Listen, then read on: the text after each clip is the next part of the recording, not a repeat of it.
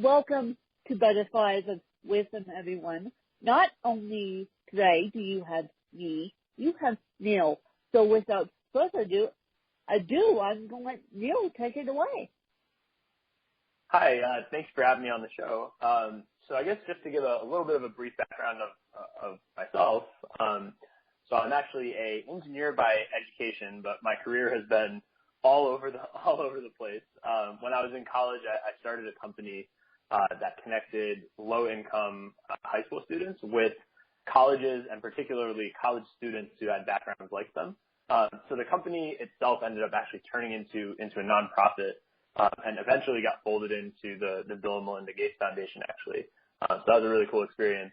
And then from there, I ended up actually moving to San Francisco, of all places, and worked for a company called Mom Trusted, which did a very similar thing, but for preschools. And that was a very, very interesting experience. I led growth there. That company actually still exists, and you can go to it. It's called momtrusted.com. And basically, if you are looking for childcare, you can get matched up with a childcare center that meets your kind of the parameters that you select in there, and we'll match you up. So that site still exists. And then from there, I actually started a consulting business where I help both startups and then, over the last few years, actually, I've been helping larger companies with growth, and particularly growth in areas where they don't currently do business. So my main client today is a company called the Estee Lauder Companies, and they are the owners of, the Estee Lauder beauty brand, Clinique, MAC, Smashbox, and a whole bunch of other brands. And basically what I help them do is what they call this department is called external innovation. And the idea is to look for new opportunities in industries that Estee Lauder doesn't typically operate in, but may have technologies that would be relevant to their business. So that could be things from digital. It could actually be things even from food and beverage.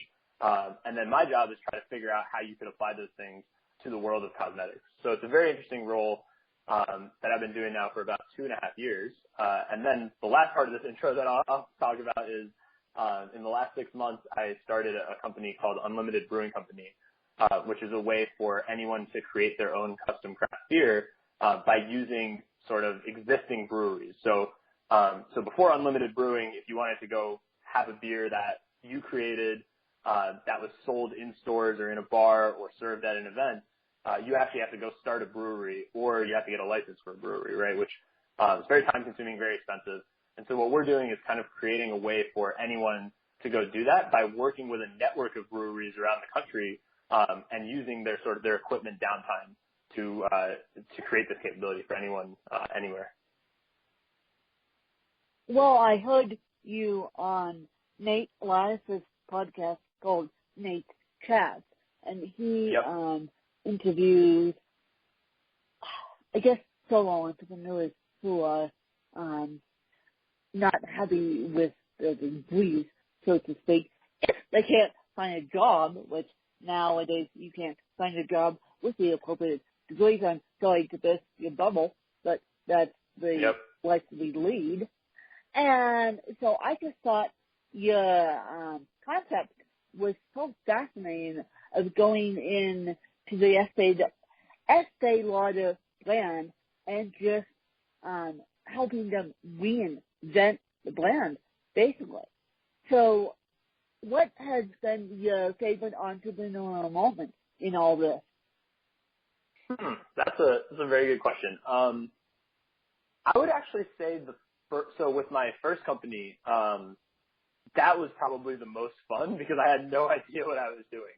I think that makes it, and to an extent, I still am figuring it out as I go. But it's always like the first time you're doing something, you don't know what you can and cannot do. So a lot of times I was, there was one time I was printing flyers for my company in a school computer lab without any permission, doing it there. That was kind of fun, you kind of like just figuring out how to make it happen without any budget, any kind of resources. You don't have a big network, and you're just kind of forced to figure out like how to go solve your problems with kind of just you and then the people you're working with. So I had 2 co-founders who are incredible people, and yeah, I think that was just the most fun. Yeah, I think since then it's been a ton of fun as well, but it's a little different because now it's like a job, right? As well as, I mean, I'm still having a ton of fun on the day to day, but, you know, when you're a 19-year-old kid and doing it for the first time, it's, you know, it's something special at that time. Yeah, it is, because it's you against the world. And now I have a question for you. We lay it on your podcast interview with Nate on Nate's Chat. What do you think schools should do with the degree programs to make them more reliable to today's? I mean, I have sat in classes, and this is public knowledge, so I don't mind sharing it on podcast, but I have sat in classes, and granted I'm disabled, and my teachers know that, but I have had teachers tell me, college professors tell me, and tell able-bodied people too, that they don't want me there teaching us. Yep. Yeah, I hear you. And so, what do you think we should do as a student body or do as a educational facility? Yeah, I think that's a great question. I honestly would focus much more of my time, and if I was determining a curriculum, I'd focus the curriculum more on this. I think we're too focused on being specialized and not focused enough on learning how to learn, right? Because I think, like in school, so I studied engineering, and the work we did in class was just about engineering. I don't think there wasn't a lot of focus put on things that you don't know that you will need to learn in 20 years, right? And so I think, that's the main place I would focus, right? Is just learning how do you go figure out stuff, because the world is going to be different in 20 years than it is today, and it's going to be different in 5 years than it is today, and it's very hard for any of us to predict what that's going to look like. So to learn specific things in school, I don't think is nearly as valuable as learning the skill of actually learning, right? So that's where I would focus. That's much easier said than done, because I think schools are, the whole idea of a degree, right, is you are getting a degree in something. So, I think schools will have to rethink how that is all defined, if they want to kind of prepare students for jobs of the future. Because, especially with engineering and architects are changing 1,000 miles a minute. Exactly. I was talking to a graphics designer the other day, and she was saying how these kids nowadays want to do CAD drawings on the computer every single second of the day, and I don't think we have enough technology in these classrooms that allow people to do that. I think these teachers are so stuck on textbooks that they are not implementing the Kindles, they are not implementing the iPads, they are not implementing the MacBook Pros, they are not implementing anything, and it's making it tough on the students, because when the student graduates with the degree, they're not going to have the skills they need to get in the workforce. Totally. Yeah, exactly. I mean, I 100% agree with you there. Yeah. So, Neil, what has been your favorite book? It doesn't have to be a business book. It just has to be a book that you go back to time and time again. So, can I name two? Yes, you can give me two. So I would say, one, I really like The Alchemist by Paulo Coelho. Huge fan of that book. And when you said revisit again and again, it's a book that it's a very easy to understand book, for anyone who hasn't read it. The language is not very difficult to get through, but the story is very powerful. And, it essentially boils down to, kind of trusting the universe, trusting the process. Like, if you keep doing kind of the right thing, good things kind of happen. And, also not being scared to maybe make a decision that feels risky, right? And so I just find that book, I revisit it every time I'm making a decision that I'm starting to get scared of. And then I'll revisit the book, read it, and, you know, usually it'll push me in a certain direction, which I know I need to go anyway. But it's just a comforting book from that perspective. And then the second book I would actually say is a book by one of my favorite writers named Nassim Taleb. The book is called Anti-Fragile. And it's just a really cool way of looking at the world. So this concept of anti-fragile is, you know, most things in the world are fragile, right? Like when fragile meaning when something disorderly or chaotic or you know, something that shakes things up. Most things are harmed negatively by that, right? So most companies, you know, if tomorrow, like, people stopped wearing makeup, right? Obviously, Estee Lauder would be harmed. So for most things are fragile, right? They're built off of systems that are based off of assumptions. Now, this concept of anti-fragile is actually an idea that, you know, I think many marketplaces are actually using this concept, but the idea is that when things get chaotic or they get sort of shaky, certain types of things actually do better in those scenarios. So one big example that Nassim Taleb gives is weightlifting. So in weightlifting, like, the more weight that you lift, so the more strain that you put on the system, the stronger it's actually going to respond. The better your muscles get, the stronger your muscles get. And so in the same, you know, obviously up to a limit, right? There's a limit of stress that the system can take. But I just found the entire book to be very eye-opening because up until I'd read it, I'd never really thought of the world in terms of fragile or anti-fragile things. But once you hear about this concept, you can't stop seeing it everywhere you look, right? And whether that's companies, whether that's, you know, transportation systems, whether that is food, I mean, you see it everywhere once you read this book. So I just found it to be super influential from that perspective. And, you know, I've reread it a couple times.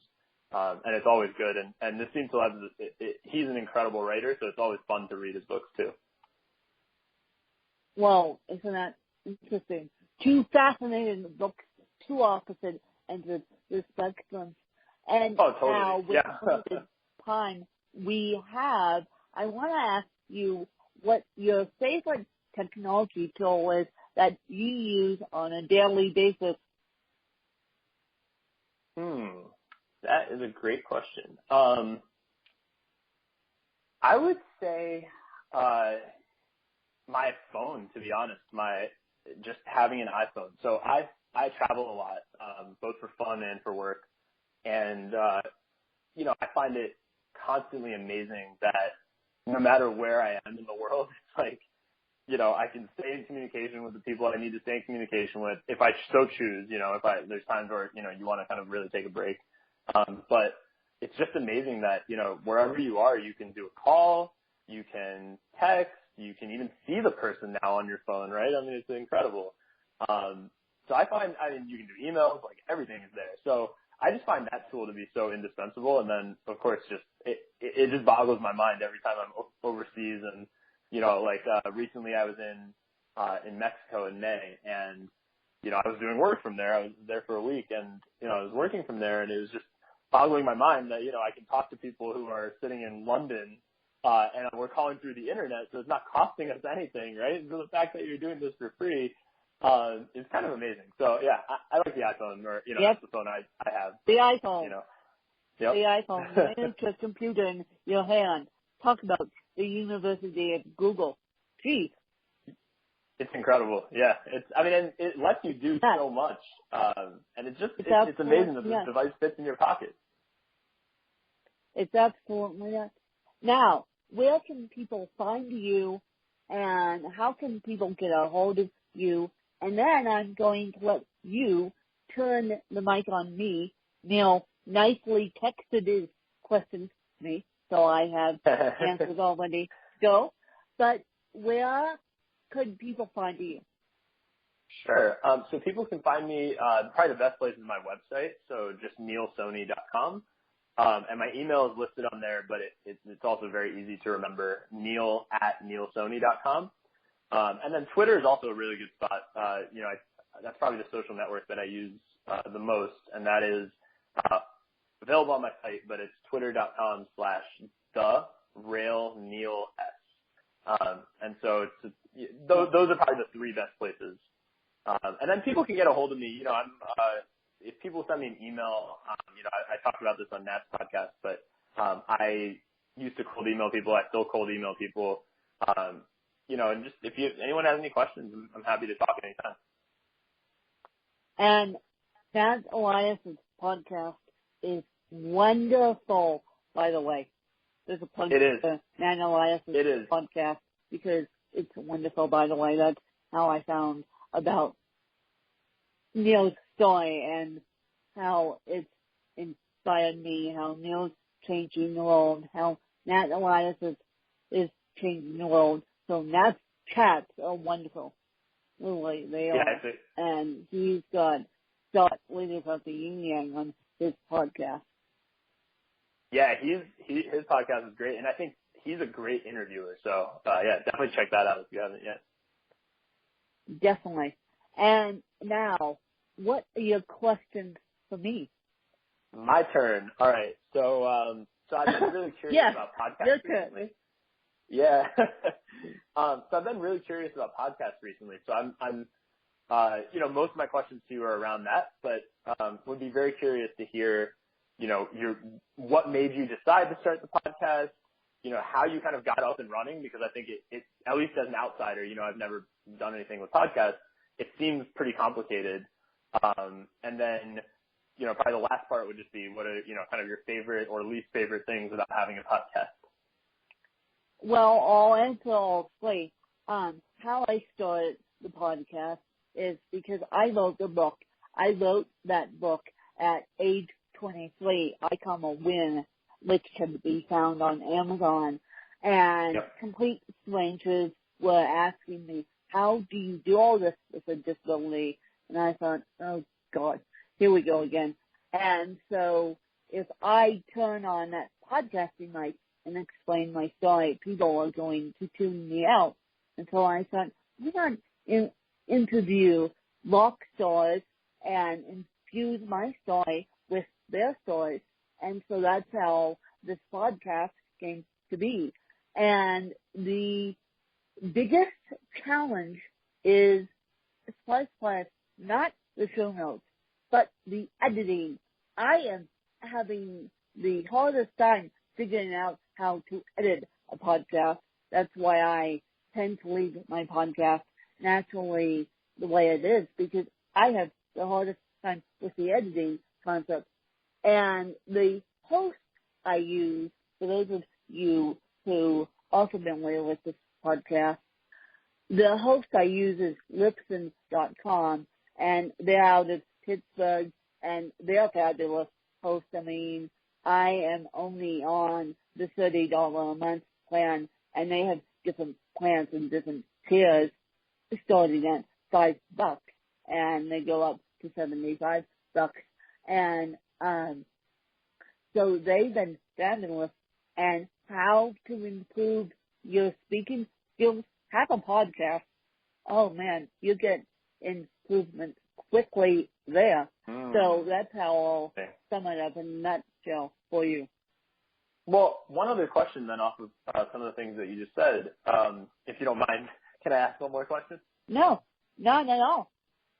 So my other question is like around how people are hearing about it. So it sounds like you had a bunch of people emailing you with questions, and then, you decided to start the podcast partially because of that. Is that how you're spreading it as well? Is all these people who are emailing you, or like how are people hearing about you? Word of mouth. Plus, I have a loyal fan base. Plus, I hand the interviews as soon as they're up when they go live on Mondays, Wednesdays, and Thursdays. I hand my interviewees a link, which I'll be handing you. And so I asked my guests, could you share it on social media? And so that's how I've got 40,000 downloads or plus to that. And so that's how I do it. Very cool. Yeah. So that's always something I'm curious about, because there's so many podcasts now, and I think, I think the good ones tend to shine through, and then word of mouth is always a good indication of, Yeah. you know, which ones are good and which ones aren't, because the good ones will tell other people about. So, yeah, that's very cool. Exactly. And so that's how I do it. That's my secret sauce is I let my fans do the majority of what. Also, I jump on other people's podcasts, so that's another way of doing it, jumping on other people's podcasts, sharing your stories and doing all that.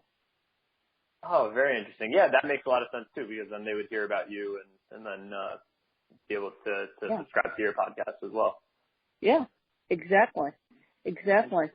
So I would like to thank Neil for his time. I know we're cutting it mightily close, but I would like to thank Neil for coming on and sharing thank you for having me. As I said to you guys, we'll have Neil's information in the show notes. And this podcast has been sponsored by Kitte, K-I-T-T-E, or what they will do is you can either compose the tweet or they can compose it for you. But the cool thing about Kitte is they will put the trending hashtag with it so you guys don't get lost in the heat. And it's not a mobile app yet. I wish it was, but it's still sitting on desktop. So I appreciate those guys for sponsoring my podcast. And as I said, I appreciate Neil for coming on and sharing his story. I hope you guys enjoyed another fabulous episode. Thanks to you guys. Oh, thank you so much for having me. This was a lot of fun. Thank you.